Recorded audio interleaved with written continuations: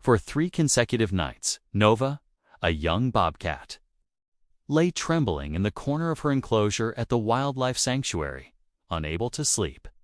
Her amber eyes, wide with fear and pain, stared into the thick darkness that enveloped her. The sanctuary staff, desperate to ease her suffering, had tried every method they could think of. Heating pads to warm her frail body, soft music to calm her nerves, plush toys for comfort, and even mild sedatives to dull her distress. Yet nothing could soothe the wounded wild creature whose eyes betrayed a deep, unyielding trauma. It was only when a staff member, acting on a whim, suggested bringing in Thor, a husky with piercing ice-blue eyes, and placed him just outside the bars of Nova's enclosure that something miraculous happened. Slowly, Nova's tense body began to relax, her eyelids fluttered shut, and for the first time since her rescue, she slipped into a deep, restorative sleep. That harsh Montana winter, with its unrelenting snow and plummeting temperatures, not only tested the survival of the region's wildlife, but also set the stage for an extraordinary friendship that defied the boundaries of nature. The Montana winter of that year was brutal, with snow blanketing the hills over a meter deep and temperatures frequently plunging below -20°C, challenging even the hardiest mountain-adapted species. The story of Nova and Thor began 3 weeks earlier, when Forest Ranger Mike Peterson, a seasoned veteran with over 20 years of experience, stumbled upon a trail of fresh blood staining the pristine snow during a routine patrol. He knew such a vivid trail signaled a gravely injured animal, vulnerable to predators. Driven by instinct, Mike followed the crimson path through dense pine forests and knee-deep snowdrifts. The trail grew more abundant, leading him to the base of an ancient pine tree, its trunk cloaked in moss.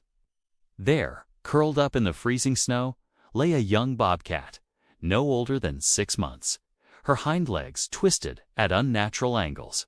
Signs of a brutal struggle were evidence she had likely freed herself from a poacher's steel jaw trap, but at the cost of severe spinal trauma. Too young, Mike muttered to himself, his heart heavy as he gently lifted the fragile creature into a warm-lined box in his vehicle.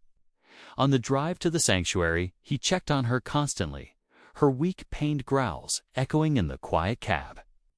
Her amber eyes, filled with confusion and agony, met his in a way that struck him deeply, unlike any animal he had encountered before.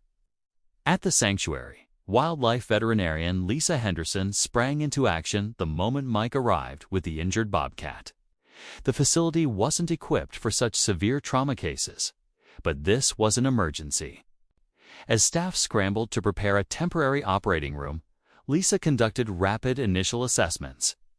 The bobcat had lost significant blood, her body temperature was dangerously low, and there were signs of internal damage. After 4 grueling hours of surgery, Lisa named the bobcat Nova, inspired by a bright star she glimpsed in the night sky when Mike brought her in. Nova survived, but the prognosis was grim. Permanent nerve damage to her spine and hind legs meant she could never hunt or survive in the wild. In her specially designed enclosure for wildcats, Nova lay motionless, refusing food. Her amber eyes alternated between vacant stares and brief moments of exhausted closure, but deep sleep eluded her.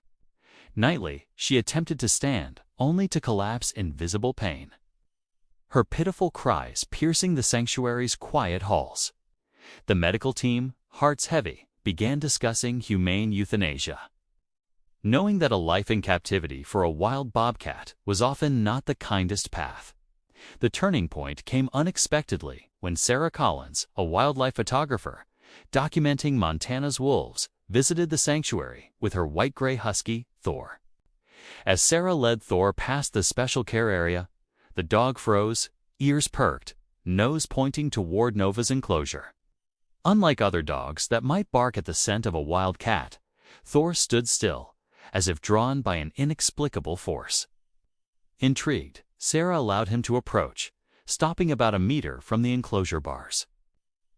For the first time since her arrival, Nova raised her head, her eyes alert and curious. devoid of the usual defensive growl. Thor edged closer, his movements gentle, and placed his front paws on the bars.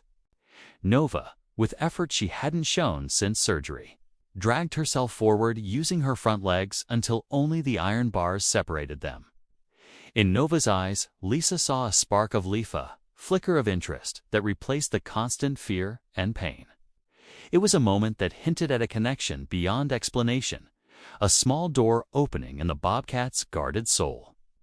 Encouraged by this interaction, Lisa proposed a 2-week experiment to observe whether Thor's presence could have a lasting positive effect on Nova.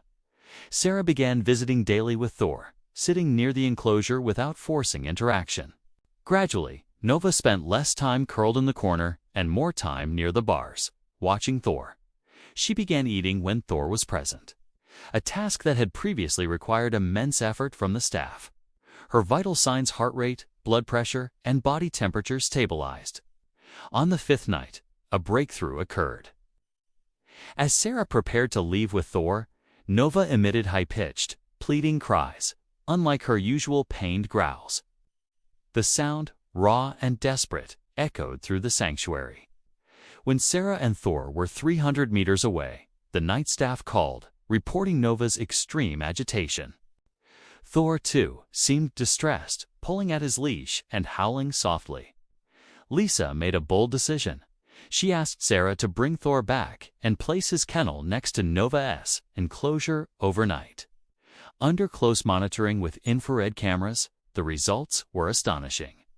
When Thor's kennel was placed beside Nova's enclosure, the Bobcat's cries ceased.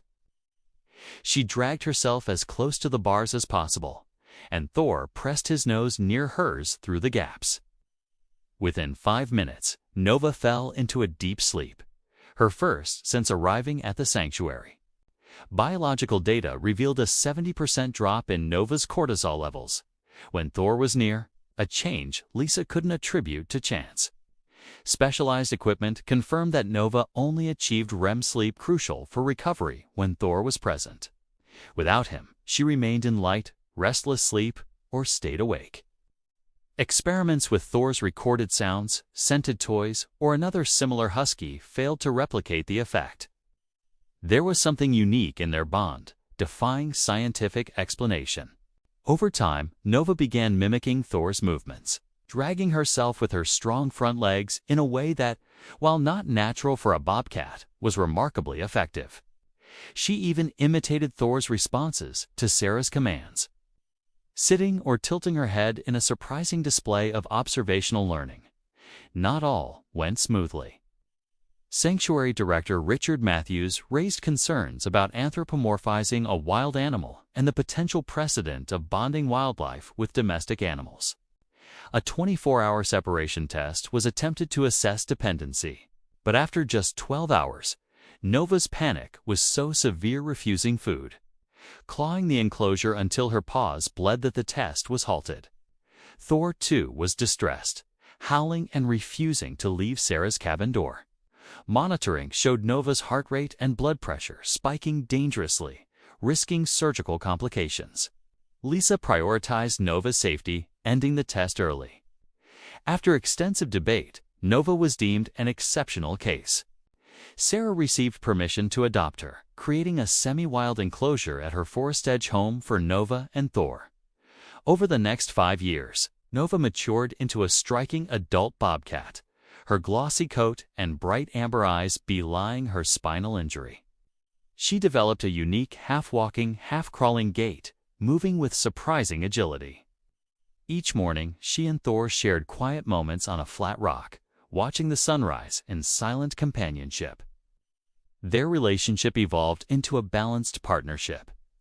Nova no longer relied solely on Thor for comfort. During thunderstorms, when the aging husky grew anxious, Nova allowed him to press close to her, offering solace. By the 4th winter, as Thor slowed with age, Nova adjusted her pace, never straying far. One hot autumn day, Nova gently nudged Thor into the shade of an oak tree, taking on the role of caretaker. In their 5th winter, Thor, now 13, weakened significantly.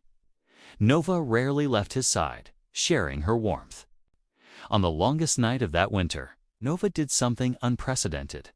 She pushed open the door to Sarah's house, a place she typically avoided, and lay beside Thor on his bed, her head resting on his shoulder. She stayed awake all night, watching over him. At dawn, Thor passed peacefully, with Nova still by his side. In the days that followed, Nova lay motionless where Thor's bed had been, grieving in her own way. But on the third day, Sarah found her on their eastern rock, gazing at the sunrise, beginning anew. The following spring, when Sarah rescued an injured wolf cub from a poacher's trap, Nova approached the trembling creature, sniffed it gently, and lay beside it, forming a protective arc. That night, for the first time since Thor's passing, Nova slept deeply. The cycle of healing continued, not through words but through quiet acts of presence. As Nova passed on the lesson Thor had taught her, that healing comes not from perfection but from a shared understanding of pain, walking side by side,